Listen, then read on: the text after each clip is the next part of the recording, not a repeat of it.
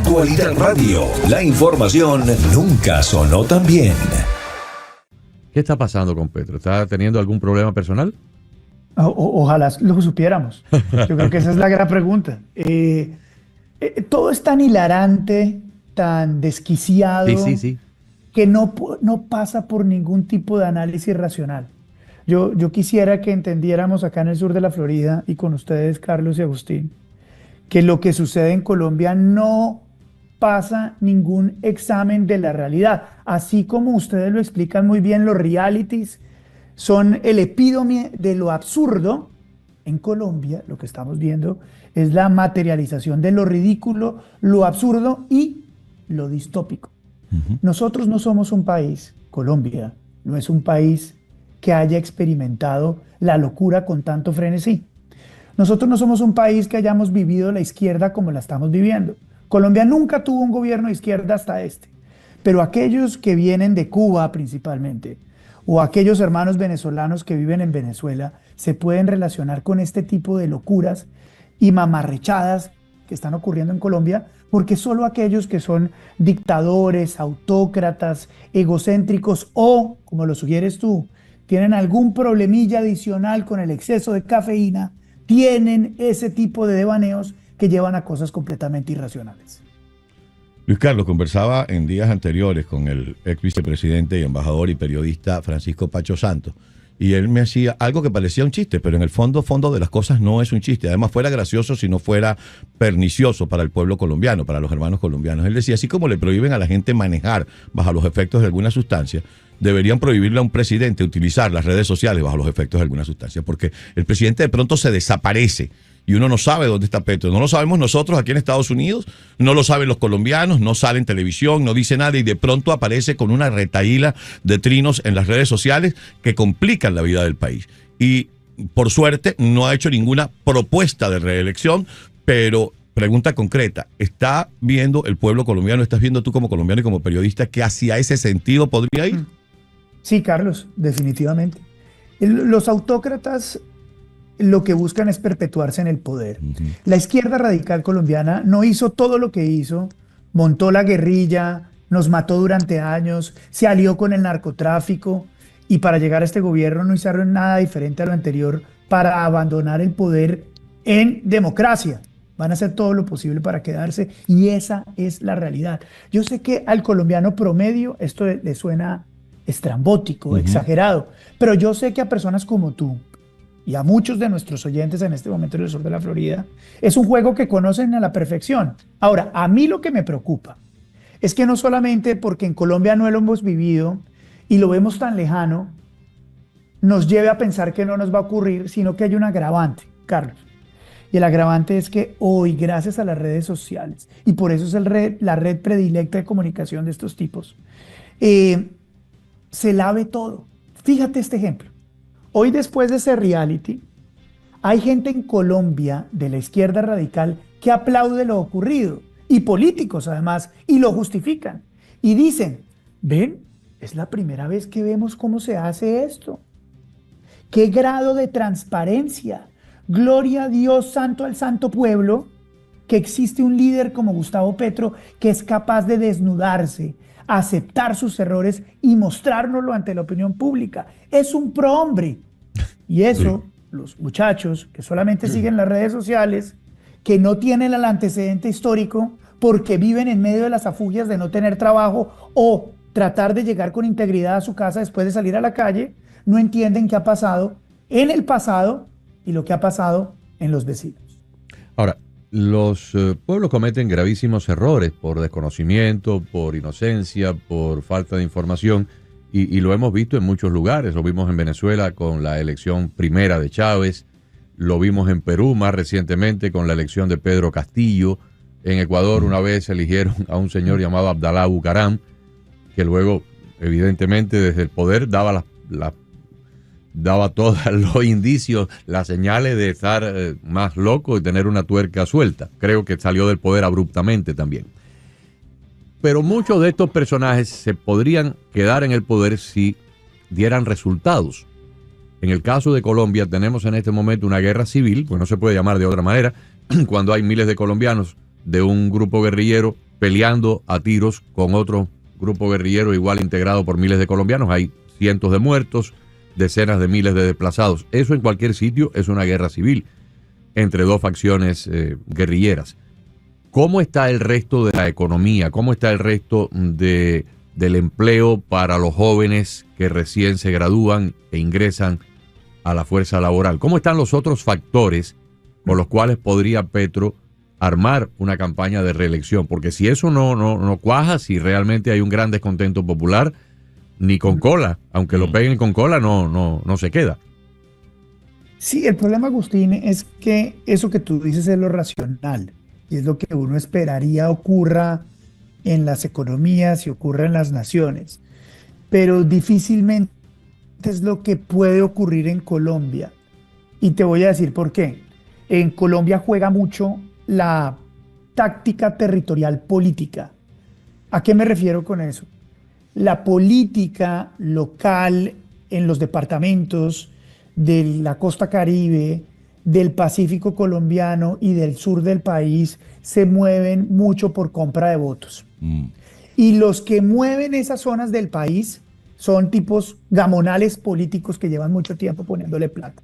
Y esos tipos se han aliado históricamente con la izquierda colombiana y hacen parte de este gobierno. Entonces, a pesar de que los números de inversión extranjera son menores históricamente, a pesar de que la confianza del consumidor es menor, a pesar de que la inflación se mantiene ahí, a pesar de que la devaluación es alta, a pesar de que el crecimiento económico es uno de los más malos en la región, a pesar de la guerra en el Catatumbo, a pesar de los números de criminalidad, a pesar de los homicidios, la resurgencia del ELN y las FARC, y a pesar de la explosión de la coca, es muy probable que esos habilitadores políticos vuelvan a apoyar a Gustavo Petro.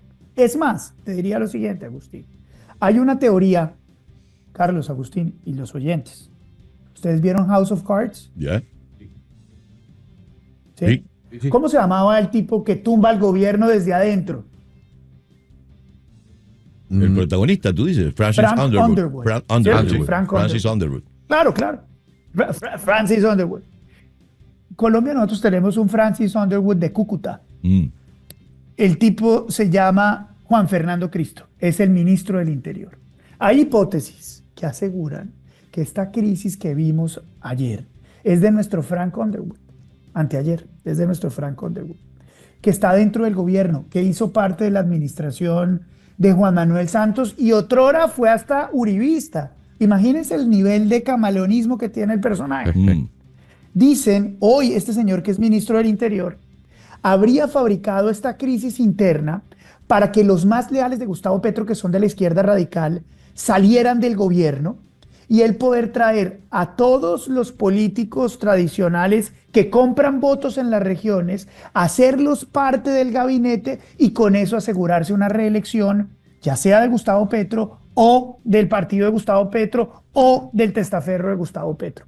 Por eso yo soy de los que creo, Agustín, y tengo la hipótesis que aunque me encantaría que la racionalidad económica, política y social fuera la que dictaminara el futuro de Colombia, la que tenga la posibilidad de realmente manejar el futuro colombiano y sus menesteres sea la política cochina, tradicional y corrupta que no solamente vive en Colombia, sino que también vive en América Latina. Qué horror. En dos platos, Luis Carlos, lo que nos estás diciendo es que esta situación que se vivió hace 2 días en el gabinete transmitido por televisión, dicho sea de paso, que es una práctica que hacía Hugo Chávez toda la semana, tenía su gabinete en televisión y regañaba a los ministros para eso que tú dices, para que la gente dijera que los ministros no le hacen caso al comandante Chávez, que él sí quiere gobernar bien. Volviendo a lo otro, tú lo que nos quieres decir con todo esto es que esta implosión que pudiera generarse es absolutamente calculada para tener control de daños y luego quedarse. Porque Agustín hablaba de que los gobiernos que buscan repetirse a veces muestran resultados, pero en el caso de Petro ni tiene el dinero que tenía Chávez y no tiene resultados, entonces sería torcer el ordenamiento jurídico. Sí, esa es una hipótesis. Me la dio esta mañana en mi programa de radio, la que fue ministra de Agricultura de Colombia. Esa es una hipótesis. Yo no sé qué tan partícipe sea Gustavo Petro de esa hipótesis. o qué partícipe sea Gustavo Petro de eso. Sí sé que la gente que está alrededor de él, como Juan Fernando Cristo y como Armando Benedetti, son unos tipos muy tácticos políticamente. Y son unos tipos traídos de la novela. Ojo, no se te olvide esto tampoco. Gustavo Bolívar, quien hace parte del gobierno, escribe novelas para Telemundo. Sí, lo sé. Es el escritor Lo sé. de Sin tetas no hay paraíso. O sea, si hay un tipo que es capaz de imaginarse estas vainas, está ahí sentado al lado de Gustavo Petro. Es como si Donald Trump tuviera a Steven Spielberg al lado y le ayudara a hacer la narrativa de gobierno, socio. Así es. Qué ¿No? horror. Absolutamente. Colombia es tan distópico hoy por estos personajes, que yo no descarto ninguna hipótesis. ¿Y cómo está tratando enfocando? de ser lo más crudo para ustedes, señor. ¿Cómo se está desenvolviendo la prensa colombiana en el marco de todo esto? Se ha tornado crítica, altamente crítica de Petro, lo encubre, porque escuchamos historias de que cuando Juan Manuel Santos estaba en el poder, la prensa colombiana fue comprada con contratos publicitarios de parte de los fondos del Estado, y muchos de los periodistas que antes se dedicaban a criticar a otros presidentes como Andrés Pastrana o Álvaro Uribe, ya desde la época de Santos para acá, dejaron de esas críticas porque los silenciaban a través de contratos publicitarios para sus medios de prensa. ¿Cómo está la prensa colombiana hoy? Agustín, te habla un periodista que después de 7 años de coger una emisora en el nivel más bajo en su historia y la dejó de primera, en octubre se quedó sin trabajo en la radio en Colombia. Yo creo que no es casualidad que en Colombia los que hemos sido los mayores críticos a Gustavo Petro hoy no estemos en los medios de comunicación. Esa es una realidad fáctica. Un muchacho que se llama Hassan Nazar, periodista muy bueno, estaba en una revista que se llama Alternativa. Los dueños de la revista eran los dueños o son los dueños de unos puertos en Colombia. La revista no existe más, Hassan no tiene trabajo. Otro señor que se llama Fernando Londoño, que es el padre de una periodista muy importante en Telemundo, que es la que cubre Palacio, tenía un programa en una radio por las mañanas, exministro Fernando Londoño. Sí, lo hemos entrevistado. Sí, además es un programa de muchos años, ¿no? Un amigo de ustedes que se llama Luis Carlos Vélez ya no está. Y otra señora que se llama Vicky Dávila es candidata a la presidencia.